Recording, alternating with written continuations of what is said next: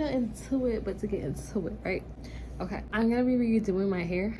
We're gonna chit chat a little bit about a couple unpopular opinions as I do my hair, so you guys get to know a little bit about me. In order to achieve this look, I actually had to get a couple of different hairstyles combined, allegedly, because I might have told Amazon I never received it. That'll be my first unpopular opinion.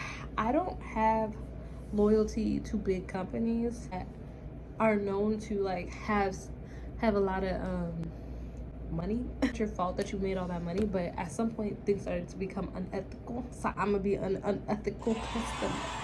How about that? When you're just trying to make it, as long as you promise yourself that you're not going to be doing it in the future, which, like, I feel like statistically once you do it, there's probably like a higher chance that you're going to go back and do it again. Are you stealing a flip so that you can get out of the, like, I'm gonna turn the blind eye.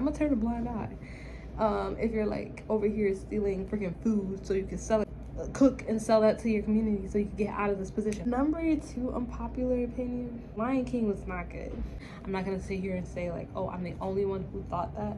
Majority of people were really looking forward to seeing it, and I was just like, why as a collective do we need another Lion King? Somebody had a good idea at some point, and then they tried to bring it to the directors, and the directors like, if you know, this sounds like this would be a cash grab, and like took it. And probably the person who had the idea was like, I wanted like a really passionate project bringing to life Mufasa's story. But like, just get off of the last couple of minutes of the movie, you're just like, the giraffe suddenly knows Mufasa. Don't understand how she just lost her 3 brain cells at the end. It was just like, wait a minute, you guys are predators and we're prey. Let's not do this. And then suddenly it was like, wait a minute, I hate. Wait. I'm done hating. Today is love. I love today. I don't understand how she just went from that to like, oh, never mind, let's fight together. Like, we owe it for you guys. Mufasa's right. I was just like, no, he's, like I said, it was very much giving like somebody had a good idea and then somebody tried to run with it. You know when you send a text and somebody swipes down from the top and they don't realize that there's more to the text? That person who wrote the script for Lion King, they just swiped down the very top. They didn't read the rest of it. They were just like, oh, I like that first idea. Let's side note. I think Aaron Pierre is the new Michael B. Jordan. He's that dreamy type. So I have a feeling he's about to be like the love interest in a whole bunch of like rom-coms. I don't like rom-coms. I'm more of a psychological thriller person. I like to be leaving a movie theater asking if I actually exist. Instagram. My unpopular opinion is that Instagram is not anything original anymore. It's just a mesh of everything together. Algorithms that came together and had a crack baby. They started integrating threads, stories, and then reels, and then you couldn't really have Instagram be like, you know, it couldn't be your place of just posting a picture and going. I get it, things change, we move on. The way that they did it feels, again, like they didn't really ask us what we wanted. They were just like, this is what we're giving you. It's like how they changed Twitter to X and everyone still calls it Twitter because we don't want to think about our X. Fake microphone. And I came on and I saw like American Idol and all those, and they have just like all of these AI videos of like somebody, a little emaciated like African child who is just all bones juggling an elephant, but midway the elephant turns into like an air fryer, and then the air fryer turns into like a lady giving birth, and he like catches it, and then he's the baby. The grandma was the baby. Somebody who like genuinely is trying to find their niche and put out good content to market their business. As soon as you open that explore page, they're all to catch your attention and be like, look over here, look over here, look over here. Trying to keep up with it, but a lot of the times you're keeping up with things that aren't even human. Unpopular opinion number 4, I think we're on. Sermon critiques or service critiques / pastor critiques / Christian critique. A lot of critique channels, all things theology, Ruslan, that kind of like critique the culture through a biblical lens. My unpopular opinion is that really dampens your relationship with God. I notice a decline in like how enthusiastic I was to actually learn in church, and how I much more wanted to critique everything. I much more was like listening for key words that I heard in like those other sermons that other pastors say, to try to figure out like, am I in the right? I personally believe I am, because I'm always sitting there listening, like I know what to listen for. And the whole goal for a lot of these channels is for you to find a local church, but I find myself critiquing a lot more about it, and man, like my ears going up to the point where I can't even learn sometimes. Get that like adrenaline rush when a new video comes out from them about yet another pastor being exposed, but yeah, I don't get that same thrill when it's time to go to church, or when I see a video that's like, oh, this is a good sermon. You just spend so much time watching those videos, you don't spend enough time cracking open your Bible. My last unpop opinion for this video, just because I am black doesn't mean that I identify as Democrat. Black party. Like, it's one thing to see it online, and it's one thing to see like people fighting online and like a lot of people going back and forth.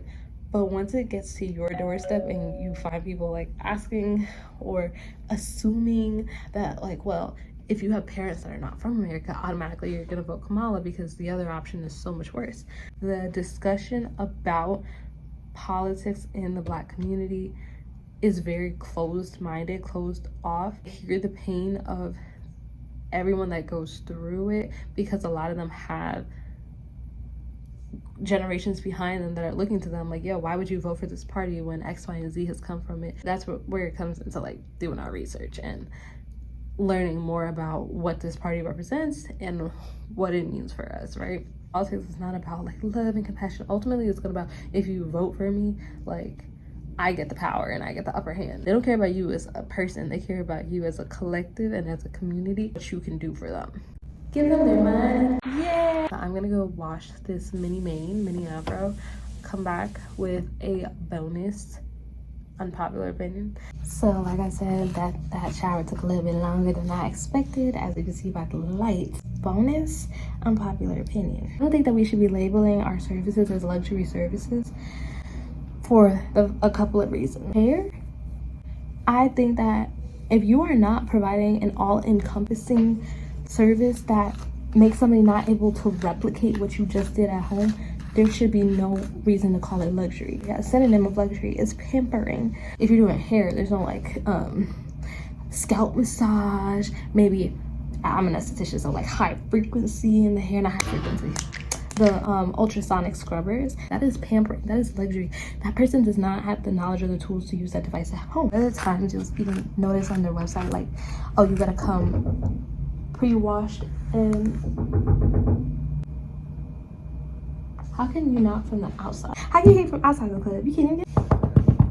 My thing is, don't label it as luxury if it's not gonna be a relaxing or pampering experience. But on top of that, client retention is one of the biggest things, because sure, you're getting a whole bunch of new customers coming in. Could be that you watch that course that told you, hey, you know, do your cousin Nini, Mumu, Kiki, Loretta, Esperanza, and listen, you are on your way to success. Now you have the experience under your belt. You can start charging crazy amounts. One thing about cosmetology school is they literally teach you like you have to have a certain number of hours for a reason. It means that you're getting better, because even when you're getting better at something, that doesn't necessarily mean that you got to start raising your stuff crazy high. Now I get it. The main reason people do that is because once you know better, so you did better. You're like getting better quality stuff too. Now your overhead cost is too much.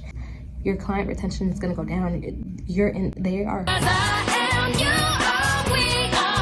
setting up their budget in the beginning of the month, and they're like, okay, I know that Jasmine is gonna have her services be X, Y, and Z, and I've always paid this since the beginning of time. I'm not expecting nothing different. You're actually gonna be paying 100 more. I'm still gonna be expecting tip. You're getting the same exact service, but now I'm using better products, so you gotta, okay. She'll come for that day, but once you sit and you look at the nails and you go about your little day, and then you get that first crack in it, I'm pissed that I had to pay more for what I usually get. Or maybe even worse, some people go down from what they usually get because they can't afford it. They lost the customer, and they'll keep you in the back of your head like, okay, she does good work, and that's because you're just out here raising prices off of doing a couple of people.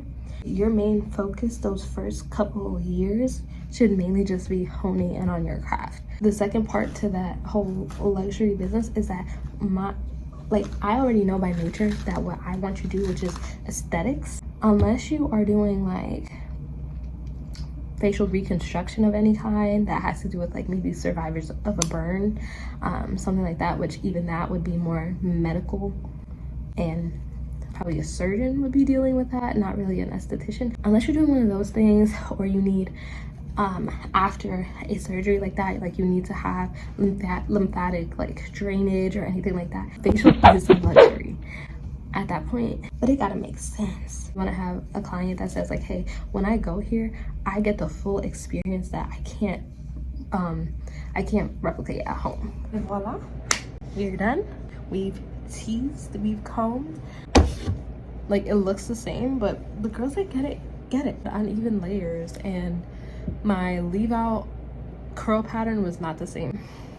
I'm gonna catch y'all in the next one. Like I always say, ciao for now.